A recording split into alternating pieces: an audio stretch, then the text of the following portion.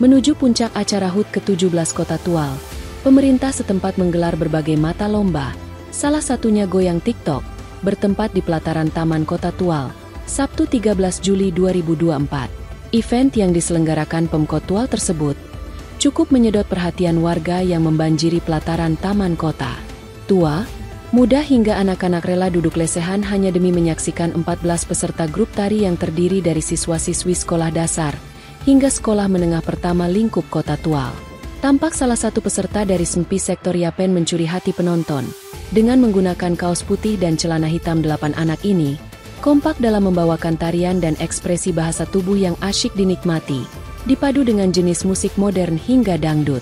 Salah satu koreografer lokal kenamaan, Neo Efruan yang didapuk menjadi juri dalam event tersebut mengatakan, penilaian lebih condong ke koreografi yang ditampilkan peserta. Menyeratnya power musical dan koreografi. Struktur dalam gerakan juga harus dimiliki. Penari juga harus paham dalam tempo musik sehingga dalam gerakan modern dance ada ekspresi serta mimik wajah yang sesuai dengan tempo.